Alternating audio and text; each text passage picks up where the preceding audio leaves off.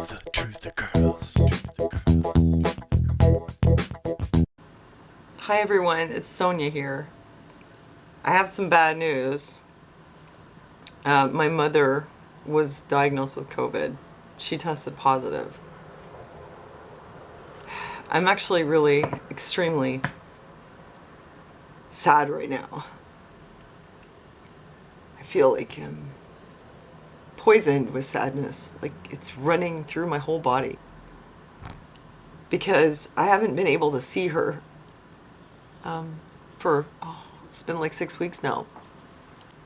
The last thing I would want to have happen during this shutdown is, for my mom to pass away or even just be sick or in any kind of need and me not be able to be there for her. And I'll tell you what happened. I mean, she's in a really good retirement home. Some of you guys know she has Alzheimer's.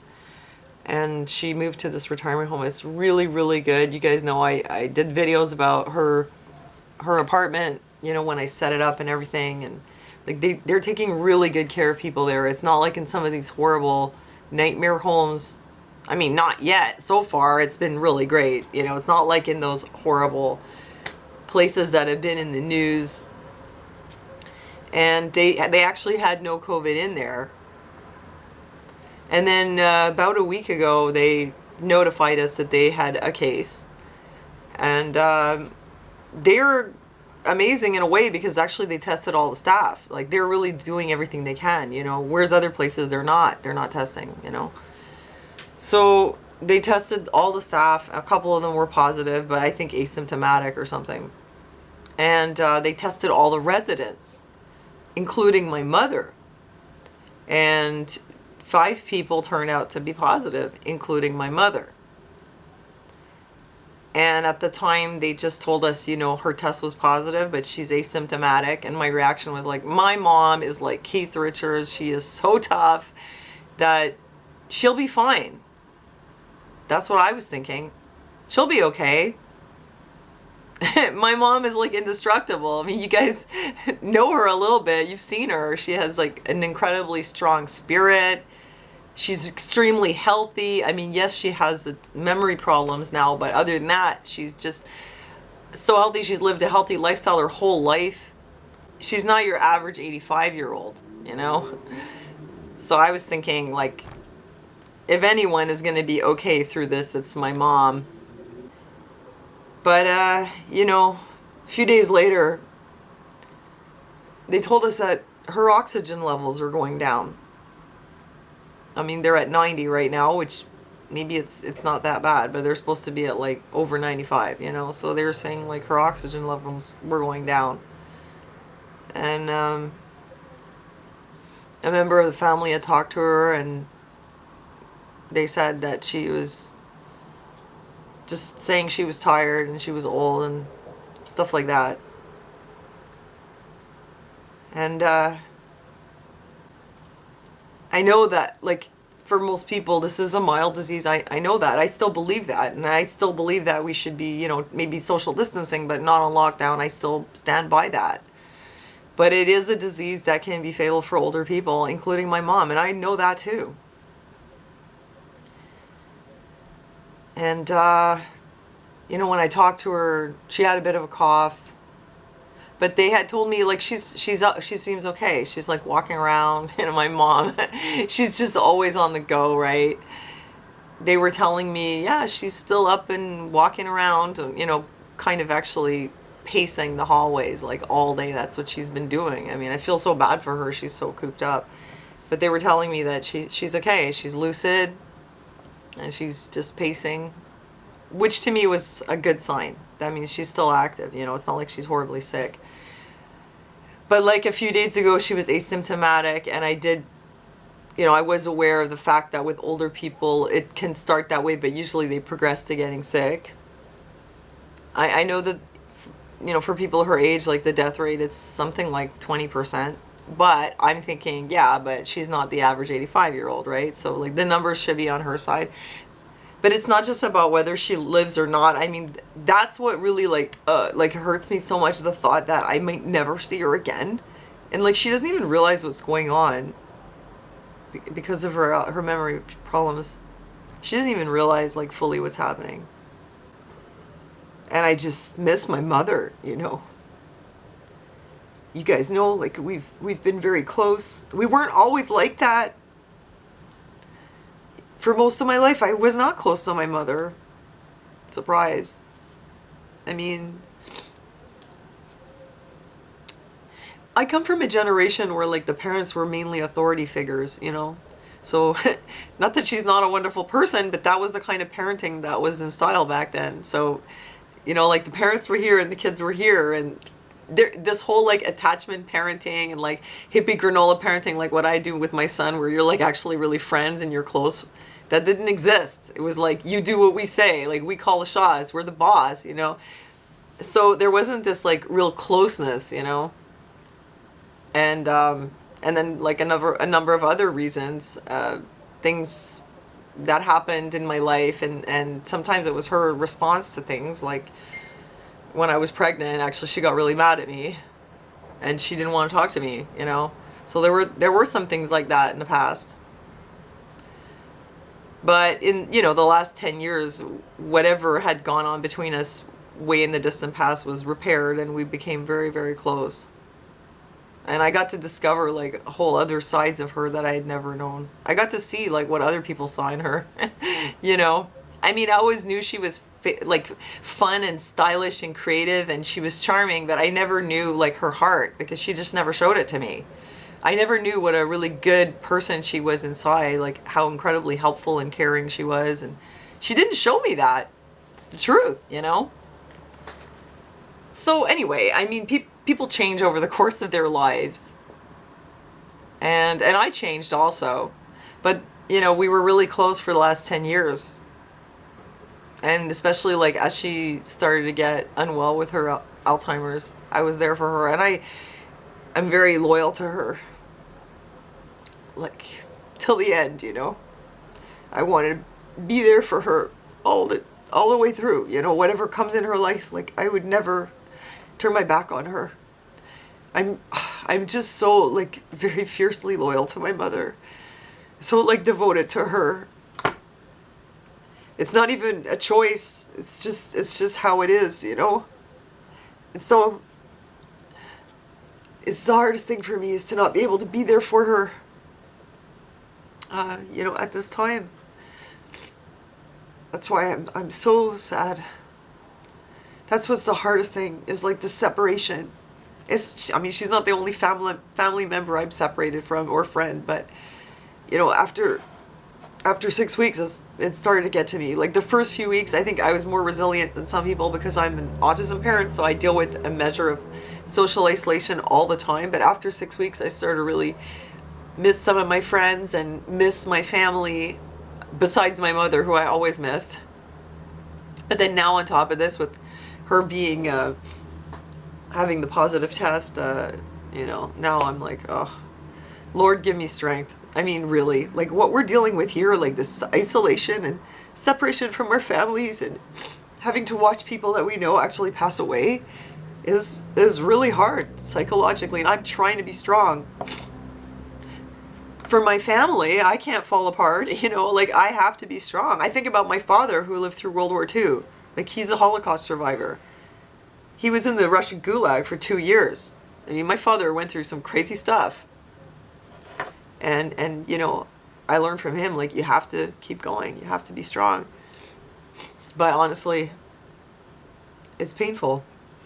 I'm sure it is for some of you out there too. I just got a phone call from someone telling me that one of my friends also had it, but he's younger and he just had like fatigue and like some very vague symptoms. He'd been on a trip and he came back. He had these vague symptoms. Oh, we'd been like stuck in the airport with tons of people. Anyway, he got tested and he had it. He was a bit under the weather, but he just bounced back.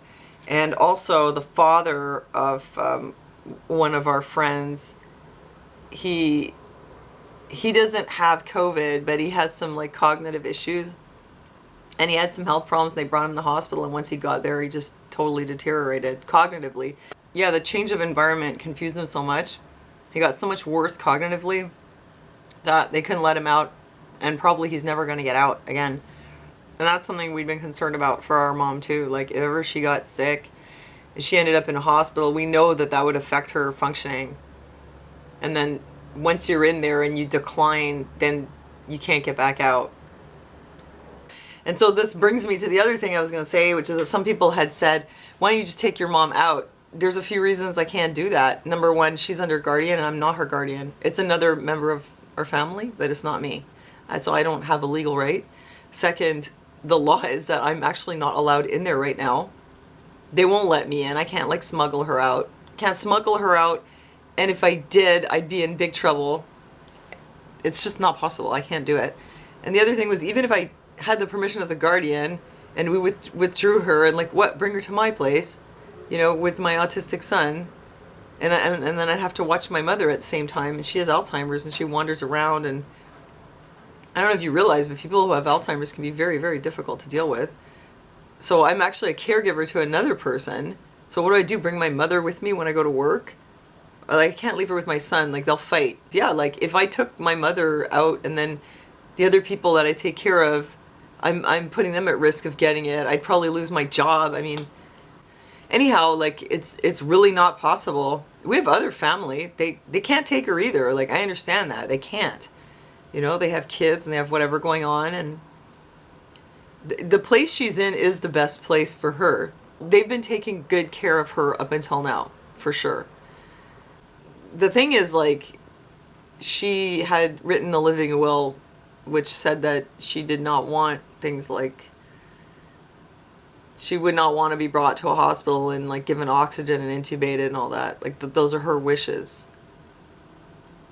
And actually with her dementia, like if she went to a hospital, you can imagine, like after what I've heard goes on in these hospitals with how they don't really take care of people very well. They'll go in the room like every 4 hours, and she would be in this strange place with people like in hazmat gear, you know, alone, totally confused. It would be horrible for her. It would be a nightmare. And she doesn't want it. She said that she didn't want it to begin with. And we know that she wouldn't want that now. But they do have a doctor where she's living. So we can only give her the care that she said she would want, which is in her home. She wants to be in her home. She had said if she gets sick, if something happens, she would want to be in her home, because that's where she feels happy and secure, you know. So taking her to the hospital is not an option. Like, it would be horrible for her, and she didn't want that, and we have to respect that.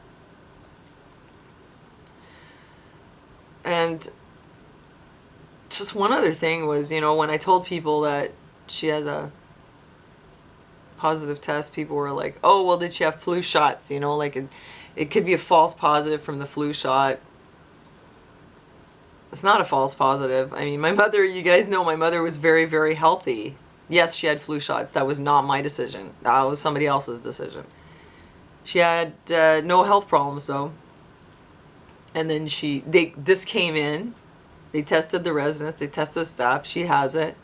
A few days later, her oxygen saturation is down. So, I mean, to me, it looks pretty clear that she got something, you know.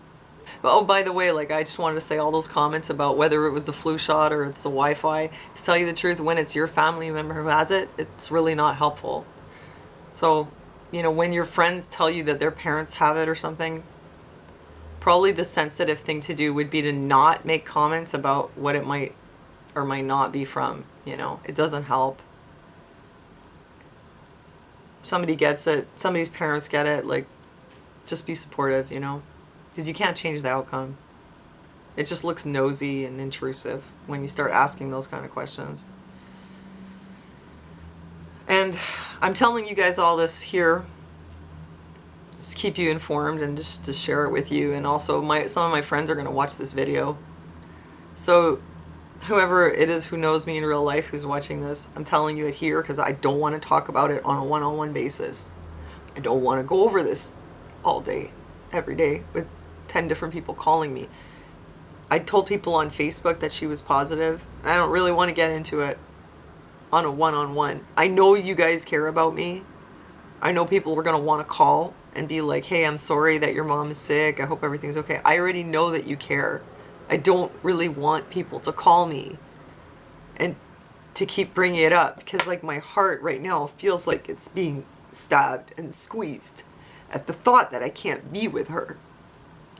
So as much as people like have a goodwill and want to be there for me, the best thing you could do to be there for me is don't call me and remind me all day about the fact I can't be with my mom. And I'm just putting this in God's hands. And I'm just trusting him with, his will for her and his will for me. It's extremely painful that I can't be there for my mom. But, people have gone through bad things. It's not like I'm special and only good things ever happen to me. Hard things will happen to me too, like they do to everyone else. So I just have to trust God that however this goes, it's part of his plan for me and for her, for all of us. And I accept it. I mean, I don't like it. I hate being separated from her, but I accept that, like, my mother, God has a plan for her and how many days she has on this earth. And there's, like the Bible says, like, there's nothing you can do.